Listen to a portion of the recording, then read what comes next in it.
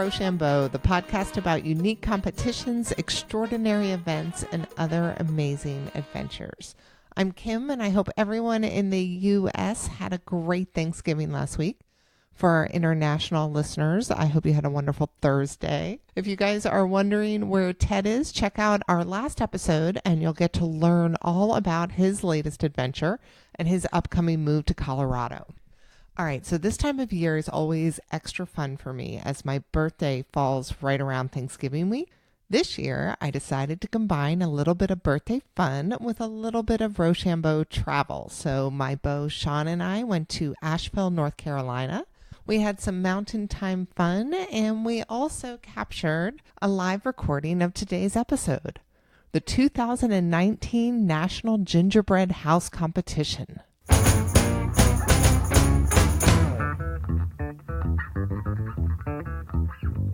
So back in 2018, Ted and I celebrated Christmas in July, and we did an episode on this great event. And ever since then, I've wanted to go check it out. I am so glad I did because it is truly a great competition in a beautiful setting. It celebrates art, baking, and architecture, and the National Gingerbread House Competition has become wildly popular. It's featured on Good Morning America, the Travel Channel, the Food Network. It takes place at the iconic mountain resort, the Omni Grove Park Inn, and people enter from all over the U.S. and Canada for a chance to strut their confectionery chops. Over 200 gingerbread houses were made this year to compete in the 27th annual event. There's 4 different categories: adult, teen, youth, and child, and the rules are pretty straightforward. Each gingerbread creation needs to fit in a 2 by 2 by 2 foot square. It must be constructed of 75% gingerbread, and it must be 100% edible. It can't be over 50 pounds in weight, and the judges, they're looking for 5 different criteria, right? Overall appearance, originality and creativity, difficulty, precision, and consistency of theme. Y'all, the creativity displayed blew my mind, and I am so excited to share this experience with you. So I'm hopeful that you guys remember Tracy Johnston Crum from our original National Gingerbread House Competition episode. I gotta say, she was our favorite rock star. There are so many little quotables in your interview that we just fell in love with Tracy. And Tracy, Aww. Welcome back to Rochambeau. You know, my absolute pleasure to be here, and thanks. Walking into this hotel, I had no idea just how grand it is. She's magnificent. In fact, I try to tell Phenomenal. people, we send pictures, and you just don't seem to get the scale of it until you're coming around that entrance, and it's as if she kind of is unfolding before you. And she's majestic, and it's amazing to me. People are always like, oh, now these are people who have seen the website. These are people who have seen all the pictures. We can describe it in every way possible, but it's not until you're standing before her that you really are awestruck, if you will. 100%. So when you do walk through those doors to begin with, you're in an amazing grand hall. That's correct. Multiple fireplaces.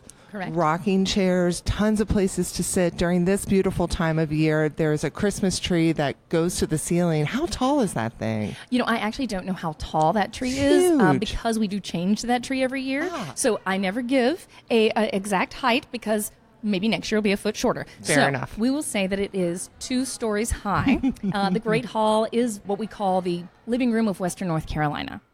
People have come from all over, and it is a very comfortable place. Even though it is rather grand, it is very comfortable. Those fireplaces you referenced are 36 feet wide. The openings are over 9 feet wide. So they were the main heating source for the main inn in the beginning in 1913. Now, also, you didn't mention the great gingerbread house, which this year got a renovation, shall we say. In years past, it has been about 10.5 feet by 10.5 feet. This year, it is 33 feet by over 14 feet. It's pretty remarkable. Basically, we always used the center of the main inn as the Great Gingerbread House. It was a bit of a replica of that, but we added the north and south wings now as well, so it is a true representation of the front of the main inn. So one of our favorite stories from when you originally joined us was of a maybe 50-something-year-old man taking a nibble out of that giant gingerbread house that you just described. Correct. I had a gentleman who I'm assuming, and this is totally an assumption, was in his mid-50s, at 3 o'clock in the afternoon, bite that gingerbread house. And I said, excuse me, sir, please don't bite the gingerbread house. Now, if this was at 10 o'clock at night and he had a few beverages, I mean, we live in Beer City, USA. We do craft beer like nobody does craft beer here in Asheville, North Carolina. So a couple of those, and then you bite the gingerbread house? Sure, okay, I've got a little more understanding for you. But at 3 o'clock in the afternoon, I'm going to have to ask you to step away. Has anybody tried this year? I wish I could say that was an isolated occurrence, but that happens all the time. Really? I mean, the exterior is completely edible. And so it's one thing when you have a kid or a dog, but it happens all the time. And I'm just weird. I'm stunned.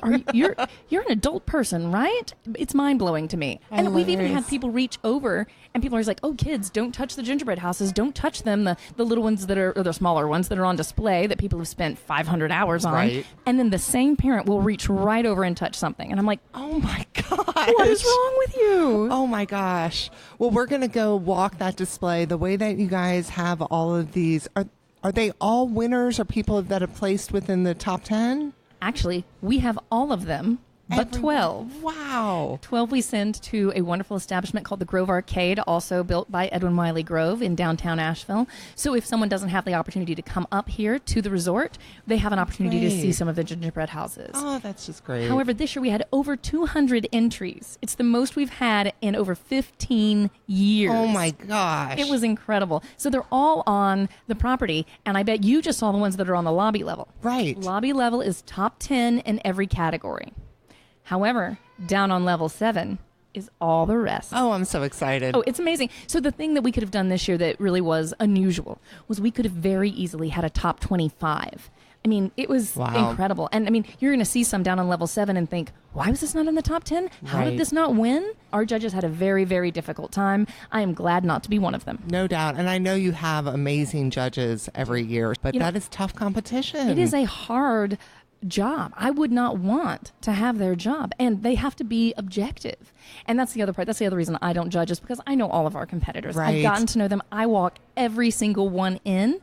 As they come in on that Sunday, I walk every single one in backward, by the way, because you don't ask the competitor who's just spent 500, 600 hours working on their edible masterpiece. You don't ask them to walk backward. They're nervous. And the hardest part of the whole competition is getting it here. Right. I mean, putting it in the car is truly a leap of faith. It is an amazing testament to their construction. It is an amazing testament to their just belief that they can get here. We have a triage center actually set up for them, so in case there's an issue during their drive, they can come in, and we have candies and royal icing set up so that they can come in and try to repair anything that has happened, because that is the worst part. And once they roll in with me, we get it onto the table in their spot, and they walk away. It's over. They can't touch it anymore. It's done. It has entered into that competition. Oh my gosh. Well, let's go see some. Okay. All right, so Tracy has taken me to the number 1 grand prize winner of the adult competition. And of course, I'm completely floored, but as is everyone that is gathering around to check this out. This is The Waterhole by Gail Oliver. She's from Johnson City, Tennessee. And I brought you to our ridiculously large gingerbread wall because we have to showcase this all year round. I mean, this is something that people come, whether it's right now for the 6 weeks that we have all of the gingerbread houses here. We actually keep the grand prize winner up all year long. Oh, that's awesome. More of a reason for any of you guys planning a trip, because you will get to see this amazing tiki palace. You've got 2 monkeys, you've got a flamingo. Everybody has a drink in hand or nearby, so they are at their Waterhole, which is a delightful bar with being served by a fox bartender. There's a full-on bar scene inside with a turtle getting served by that fox. I'm really partial to the alligator in the hammock with the coconut beverage. Yes, that's where I would like to be. The other part of this that really is kind of amazing is that if you look underneath, you will see that the bar itself, the Waterhole, is actually suspended on top of rocks inside this little small oasis. So that's really the design feat here, because these people are not just incredible bakers, not just incredible artists, but they are wonderful engineers and architects. So yeah, I mean, you can see that the entire bar The water hole is actually suspended on top of just a few little rocks. With the illusion that they are in a body of water, which is gorgeous, and I don't know what that would be made of, but That's I assume isomalt. it's edible. Essentially, that is very, very hot sugar, and Wow. we only allow the teens and adults to use isomalt because it is truly dangerous to be used and can cause, very much some physical harm. So we do ask that only our teens and adults use Sure. isomalt. We want to Sure. protect our child and youth competitors. Understood. Well, this is just beautiful. What is the history of Gail? Has she competed before? She has competed before. She tends to always fall within the top 10 somewhere. Last year she was not here. She had a lot of things going on. So we were very happy to see her coming back because her work is always fantastic. bet. And what better way to welcome her back than by giving her the grand prize. It was really fantastic. Of course, our judges don't know this. Our judges, they judge everything blind. They don't know who did what. So they only have a number. That's really cool. We want them to be objective, and we want them to really Right. bring their professional opinion to the table. And if they know who the person is, there's too much history. I mean, this was our 27th year. Next year will be 28. There's a lot of history here. So we want to make sure that, no one has an unfair advantage. So all the judging is done blind. And actually, as it rolls back around here, you're going to notice that there's a number, and that's her number. And so if they can integrate it into the theme of the design itself, so it's A156 so everybody I has see their now. individual Yes. number, so they do not know who is what. But we do actually give more credit if your number is edible, if it is integrated into the theme of your piece, and she sure did. I mean, She it's did a right there on the great job board, with that. and it's fantastic. You don't even notice it because it blends right in with the rest of the decor along the board. It's so amazing, and that monkey is so drunk. Yeah, he's just that's why he's falling into the water. And you hear a lot of those little voices behind us. I know you do. We actually have these gingerbread houses up for 6.5 weeks, almost 7 weeks this year, and we have tons of wonderful local school kids that come up to visit. Oh, that's awesome. And it's a really great opportunity for the young people of Asheville, North Carolina to come up, get comfortable at the Grove Park Inn, know their way around. They know us for gingerbread, and a lot of kids in the area actually compete. That's awesome. Whether it's with a class or just a few friends. So all of our child and youth and teen entrants, they come from all over the U.S., but predominantly they come from the Southeast. That is so cool. And this one in particular, being the grand prize, is behind glass. As you said, it'll be here all year, and it's rotating. Mm-hmm. But all of the other amazing ones are out in the open. That's correct. And one of the things that I noticed standing near them is you smell the gingerbread. Like, it is amazing smelling by them. And see, you said amazing. I might have a different word for that. What would you call it? Sickening. That's just me. But realize I walked over 200 wonderful gingerbread creations. So the amount of sugar and icing that I have smelled in the last week is a little daunting for normal people. So yes, as I walk by them occasionally, I will hold my breath. Yes, the smell is, I know, very nostalgic, and people love it. And it is, people have room like air fresheners with the gingerbread smell. Right. I might actually feel a little different about that. That would be a cruel gift for you. Yes, actually, my mother has had it in her house once, and I was like, no, Mama, I love you. I have to go. All right, well, let's go see some of those open air ones, and Perfect. You can hold your breath. I'll do my best. All right. All right, so we can start to smell them just as we walk up on them. We just came up upon our top 10 teen winners. You can see each one has their name tag out so you know who made what.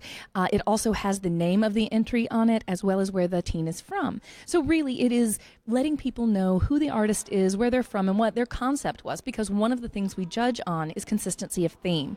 Now, this is not a theme that we set for them. It is Right. what they set for themselves and how well they set within that theme. So this actually is the third place winner, the Christmas tree lot from the Institute of Innovation from Gaffney, South Carolina. And it's really beautiful. You can see all the way around. Again, our judges will judge 365 degrees. Oh, yeah. But again, check out the nameplate next to the I door. see that. They incorporated it perfectly. It's Yep. like the little address of the house. And you'll see that a lot. So it's T211 was their competitor number. And again, the judges judge all of this blind. That's great. So here we have Chloe Jennings from Purlear, North Carolina. She's one of, she's one of my babies. I'm not going to lie. She's one of my favorites. This is Chloe's last entry as a teen. She's aging out. She is 17 this year. Aw. And this is the sound of Christmas. So you actually see the rice paper has been printed with edible ink, and she's built this beautiful fireplace, this hearth of warmth and wellness on top of a beautiful piano with Carol, Yes, she always names her people. She leaves them here so they can look out for me for the next few weeks. So this is Carol, and she will be watching me. That is fantastic. And she's really quite remarkable. And then you've got your grand prize or your first place winner in the teen category next to you. This is Cortland High German program from Spotsylvania, Virginia. So this is very much part of the culture. And so their German teacher has worked with them over the past few years to create these gingerbread houses. And it comes with a story. They spend an inordinate amount of time. You can see here there is 1, 2, 3, 4, 5 structures. And so each one is incredibly detailed. They work for hours and hours, and they talk about this. And it's a great way for her to teach them about the German culture. And they've been a winner for the last, I would say, 4 to 5 years. Oh, wow, really? They've taken first place in the teen category for several years. This is my favorite category because these kids have not been told what they have to use. So it is our teens who really bring a lot of innovation to the competition because they have great new ideas on how to use different and new products that adults either have not considered or haven't been already told and instructed to use. That's awesome. So I really watch the teens as the kind of up and coming. And do you have many teens that end up in the adult section later on? We do. Megan Morris is perhaps our claim to fame. Well, she's my claim to fame. Megan actually won the Haunted Gingerbread Showdown this year on Food Network. You say haunted? Haunted Gingerbread Showdown. It was all based around Halloween and different themes about Halloween. And she won this year. And she was incredible. So she started competing when she was about 14 years old with us. And so she competed through the teen years, and then she went to college and started competing on the adult level, was in the top 10, had a hard year, competed but didn't make it into the top 10. She's now finishing up graduate school, and she is amazing. And so, but she did enter this year, but her piece was a little smaller because, well, she's already made 3 edible masterpieces. There you go. And welcome to the adult section. Oh, right. Oh, wow. You do see the change, right? I mean, you really do. Everything here, it's very intense competition. Everything has to be clean. Exposed gingerbread gets more credit because it is hard to make sure everything's clean and tidy. Tell me what you mean by exposed gingerbread. So the top of this book, we are over here at Tall Tales of Christmas. So the top of the book, and you see how clean the edges are, and that is exposed gingerbread. So she's going to get more credit for that because it's not covered in fondant. This beautiful Home for the Holidays over here, which is amazing by the Fillions, it's covered in fondant. All the seams have fondant, so they can hide any mistakes with icing or fondant. All right. Yeah, no, I understand why the exposed gingerbread would be so respectful now. That's crazy. I remember walking this one in the Tall Tales of Christmas, and everyone has these very elongated legs, and it's horrifying. Because I'm just like, snap at any second. I'm just like, nobody breathe on it, please. Nobody breathe on it. But here it is. It landed in its right place, and it's beautiful. It's really wonderful. Lourdes is a really lovely competitor, too. That's the nice thing about this competition that I can tell you is different than any other food competition or art competition, because, I mean, these technically is both, is that there is such a sense of camaraderie here and passion. People love to be here. They're kind to each other. And while they're competitive, there's not any, mean-spiritedness that's here. And that's really, you can see it and feel it. Even with us, everybody is so ready to embrace this competition. That's awesome. Okay, this one is probably my favorite. As much as I love Gail's, this one's my favorite. This is Beatriz Mueller. Beatriz was the one, if you remember the last episode, who basically finally told me I could eat a cookie because everyone else that I talked to was like, you don't want to eat these things. They've been touched a lot. They're covered sometimes in spray, like the big one. But Beatriz was like, no, my family always eats them because it's edible cookie. Everything I make, you should be able to eat it without breaking your teeth, right? They keep telling me, why don't you just use, the construction? So, well, it's not edible anymore. There's no difference of making it out of cardboard. You know what I mean? She is totally and utterly true to the spirit of gingerbread. So lovely. And what she has made here is mind-blowing. And this is an Escher-inspired gingerbread house. And for her, it's all Mediterranean colors. And in fact, if you will turn on your cell phone... Hold on, let me turn mine on and show you that inside each single one of these apartments, they're all going in different directions. And so everything is in perspective for its own direction. The people are standing sideways on some walls or headed up steps. But inside each room is someone celebrating Christmas without snow. because so my often we gosh. see Christmas celebrated with snow, but there are many places in the world that don't celebrate with snow or with cold temperatures. So this is a warm weather perspective on, celebrating the holidays. And let's be honest, it's immaculate. And if you were to squat down, you would notice that it is actually being suspended as well with its own weight. Wow. Isn't that crazy? This is one that you would be doing yourself such a disservice if you didn't look at every single angle. Truly, honestly, she's one of the most Crazy. incredible artists that we have entering the competition, and it's one of those things that. And she and her husband Jose, they're both actually originally from Argentina, and they're amazing people, and they're exactly what I'm talking about. They come in with such joy, and they're so eager to be here, and it's just wonderful to have them here. So not only does she do exemplary work, but she's also a truly remarkable human.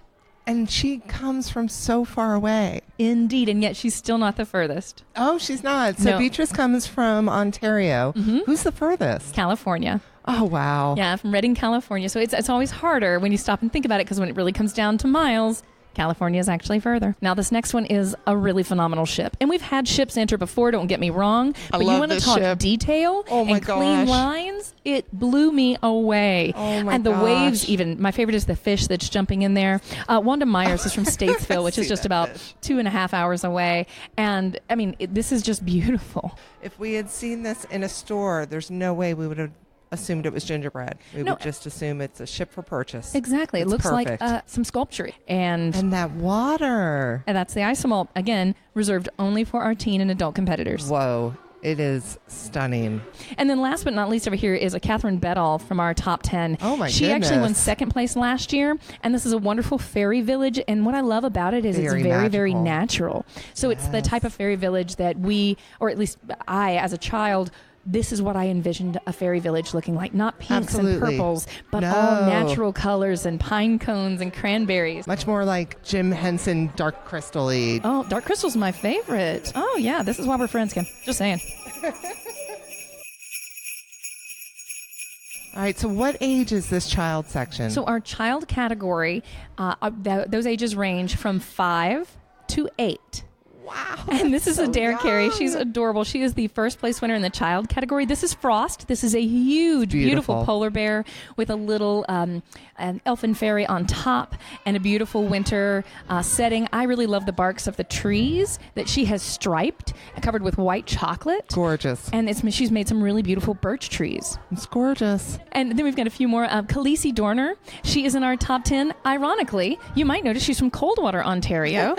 This is Beatrice Mueller's granddaughter. Really? It is. And it was really Oh my great because when I gosh. got to announce that Beatrice was in second place, I got to look over at Khaleesi and say, Khaleesi, do you know who's in second place? It's Nana. I mean, she's from Gingerbread. This is what she knows. This is what she does. So we were really happy to have her. And here we have the BMP astronauts trip to the moon. So we've got a nice rocket going on here. I am a little trepidatious about that tree over there. I don't think it's going to last very long with us. Nope, it is leaning. The enemy of all of these entries is heat, humidity. That's what destroys Sure, sugar. And so, sure. unfortunately, things do fall off as we go through the season. And we do clean them up every day. We try to make sure they're tidy as can be. Right. But again, It's going to happen. it does happen. Yeah. It really, really does.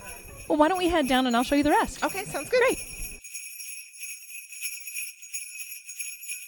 Here we have a beautiful nutcracker. This is a Sugar Plum Wonderland. This is Julie and Michael Andriacola. They were our grand prize winners last year, and they have different representations in each of these boxes of Christmas in different places. For instance, chocolate I Spain, love tea that. China, coffee Arabia, and candy canes in Russia. So really beautiful. I'm really partial to this one over here.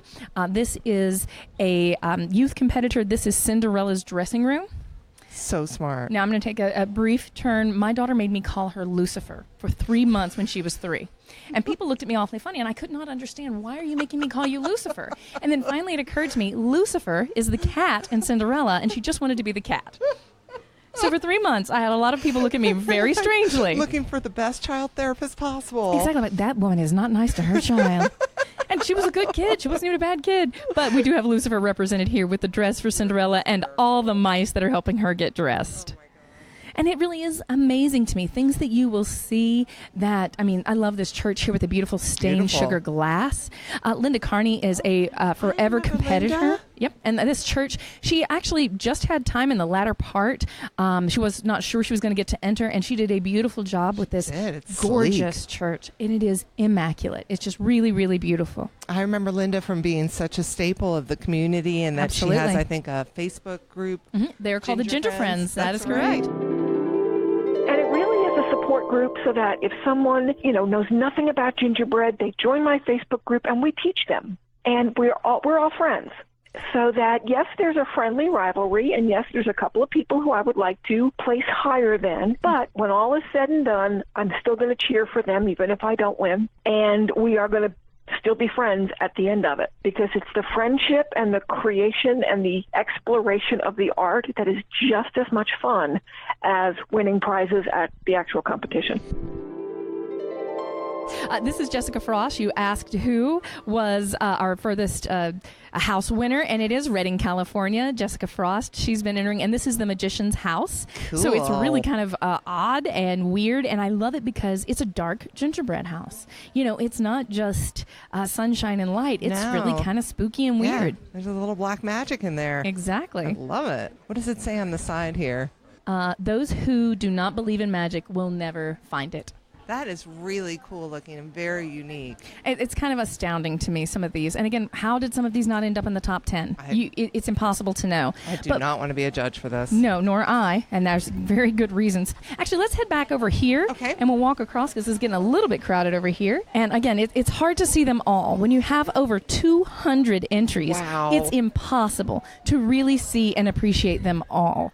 I can't get over, this one over here is the Kraken kids. So they have a Kraken coming out to take over the ship. This is a great Christmas at the farm with the little animals all getting together and helping to work to put that star on top. Oh, my gosh. This is a great entry from the Asheville City Schools in real life after school. They're called the Dream Team. And it's very well constructed. We really love our kids from In Real Life. It's actually a program for middle schoolers for after school between the hours of 3:30 and 5:30 or 6. So they've got somewhere to be after school while their parents are still at work. We have something like that in my hometown. It's called East Atlanta Kids Club. Nice. It's just lovely for kids to have a community and somewhere to go. Absolutely. That's when most kids in that age find themselves in trouble. Exactly. And it's a lot harder for them to get in trouble when they have somewhere to be and something to do. Exactly. Now, here's where you're going to see some things about why are these not in the top 10. So Bonnie Hardiman here from Hagerstown, Maryland. Look at all that beautiful exposed Holy gingerbread moly. And the expressions on the faces. It's incredible, right? So he's a puppet master. He is working on puppets all around. And then do you ever find out why something like this didn't make it into the top 10? There's no reason. Again, this is very objective. We need them to be objective, but it is quite beautiful. Same thing here with Mary Yeagle. She's from Huber Heights, Ohio. Her entry is iridescent. The VW bus with the house on top. Wow. So again, a pretty crazy RV creation. Unbelievable. And the thing is it's so iridescent. The colors are so rich. It astounds me. Amazing. And then we have the team cutter here, this. the watcher. This is the tree that sees all things, and you've got everything around him from the birds who have made nests in his hair to the tree frog on his shoulder. And he is, kind of the embodiment of nature. It's awesome. I also really love this one over here, this T-Rex one. Oh, His yes. teeth are fantastic. I gotta go look at the Without teeth. the teeth, I would be lost. Yes, we'll squeeze through these lovely tiny humans. Hello, tiny humans. So look at this. Oh, my Come on, gosh. look at his teeth. His teeth make me laugh so hard. And he's making his own little gingerbread man. That's correct. He has a piping bag in hand. Meanwhile, his friend, the Triceratops down here, is taking care of a few of those as well. It looks like, it's one of those things where it says he's eating them, but then we have a lovely chest of gingerbread cookies over here. So maybe he's not eating, maybe he's building. You never know. This is so good looking. Also, this is just, a little over 200 gingerbread houses. That's No big all. deal. No Come and big visit whoop. us. And again, you will enjoy the smell. I will not, but you will enjoy the smell. Your listeners will enjoy the smell. That's right. All right, so people have plenty of time to come see this awesomeness, right? They do. This is open to the public until January 4th. It great. does not cost a dime to see the National Gingerbread House competition display. However, there is a $25 parking charge, and half of that goes back to local not-for-profits. So in the past 6 years, we've had the opportunity to give $430,000 Oh my to local gosh. not-for-profits who are doing true good in this community. This whole event is just warm and fuzzy. It really is. It's kind of amazing to me. We invite people to check out the website, which is theomnigroveparkin.com. Just punch it in, or just go to your Google bar, type in the Omni Grove Park Inn or Grove Park Inn. Either way, it will all get you back to here. Look at Gingerbread, find out all the specifics, the days that are, we don't welcome new individuals in on the holidays. It's just so busy here. Sure. So there are a couple of blackout dates, so take a look at that if you're coming to visit us, or just book a stay and come and visit us, and then you basically get to see it anytime you want. Even better. And there's so much to see here at the Omni Grove Park Inn. I want to chat with you a minute about the history of this amazing place. Pretty incredible story all the way around. We are the vision of Edwin Wiley Grove. He was a pharmacist out of Paris, Tennessee. Sorry, not France, but Paris, Tennessee. He was a pharmacist who developed something called Grove's Tasteless Chill Tonic. And essentially what that was quinine suspended in a liquid form that he then masked the taste of quinine with lemon and sugar flavorings. So quinine For malaria? It was actually to treat the malarial symptoms as well as to prevent malaria. But the thing was, quinine was already known to be this kind of bit of a cure-all, but it was also called the cure that kills you because it was so unbelievably unpalatable. Right. So people wouldn't take it. So he created this Grove's Tasteless Chill Tonic. It became something that people could stomach, barely, but they could. The thing was, it was also a large percentage of alcohol. So as it was being sold, and you hear of the medicine man selling these wonderful concoctions. Sure. Well, he was a bit of a medicine man. However, his concoction worked. And that tonic was so successful. Did I read once that one year it outsold Coca-Cola? You are correct. In the late 1800s, it outsold Coca-Cola, and it did it for several years. So it was one of those things that everybody had it. They had it in their medicine cabinet. You gave it to your kids. You gave it to your elderly parents. You gave it to everyone. And then they laughed because we actually had it here. So when you came to stay here, it was in your guest room. And everybody was like, wow, we sleep really well at the Grove Park Inn. Yeah, because you're all just a little bit liquored up. That is correct. Just a little drunk. Just a little bit. It's fine. That's hysterical. All right, my other favorite story that I had heard about here, can you please explain the connection to the Supreme Court? Oh, yes. So I actually had a really great time with this in 2013. I got a call from the Wall Street Journal, and they wanted to talk about the contract that we had signed in 1956. What was your reaction? Actually, I was in line at the bank, and I was like, I think I probably need to get out of the line at the bank and go have this conversation for real. Because what do you say? So in 1956, we entered into a contract with the U.S. Supreme Court. And basically what that contract says is that in the event of national disaster or emergency, they would disband in D.C. and they would come here and conduct judicial business for the country from the Palm Court. Now, the Omni Grove Park Inn is constructed of native granite stone. So essentially, you're in a granite tunnel. Mm-hmm. So this was the idea, is this would keep them safe. And it's pretty powerful stuff. Now, this was actually, the contract we entered into was also confidential. So when I got the call, the weird part was, I already knew about the contract, but it was the fact that it was becoming public. Yikes. It actually was a conspiracy theorist who had unearthed this contract and brought it to their attention. So it was an interesting day. Did you guys have to have an internal conversation of whether or not you would deny it or just roll with it? Once it was up, they actually had a copy of the contract, so there was no way we could deny it. Let's talk about it. However, the only real response was, you know, this is the contract we entered into in 1956. We would certainly acquiesce to the court as to its validity. However, we have no written termination. Therefore, as far as we are considered, it is a valid contract. Until you're told otherwise, right? Exactly. What do you tell the U.S. Supreme Court? No. Yes, come on in. What do you They need tell us? you things. Absolutely. That is correct. That is correct. And is there a bunker or anything like that for them? Nope. They would have been inside the hotel. The whole building. Mm-hmm. And again, it would be the main inn, which is what is in the center portion of the inn. We're basically a horseshoe now, as we have the two auxiliary wings that have been built, the Salmons wing in 1984 and the Vanderbilt wing in 1988. But what they would have basically had access to, all sleeping rooms and all meeting areas, including the Palm Court, in that native granite construction that is, to this day, like my worst nightmare when it comes to Wi-Fi. We have more Wi-Fi in this hotel because it will not go through the granite. It's solid. It's very solid. So in order to meet the needs of our more modern guest, we had to get a little creative. That's awesome. That's awesome. Tracy, thank you so much. My absolute pleasure. Thank you so much for coming to visit me. So happy to be This here. is so great. So you guys can see a ton of pictures from the competition on our website, which is rochambeaupodcast.com. And we'll also have some links up to point you to specific things that Tracy and I had chatted about. As always, thanks to Cadillac Jones for providing the music for Rochambeau, and thanks to you guys for listening. Take a moment, please, and review us on your favorite podcast provider. And don't forget to reach out and let us know if there's an event or competition that you know about that we should be covering. Till next time, people.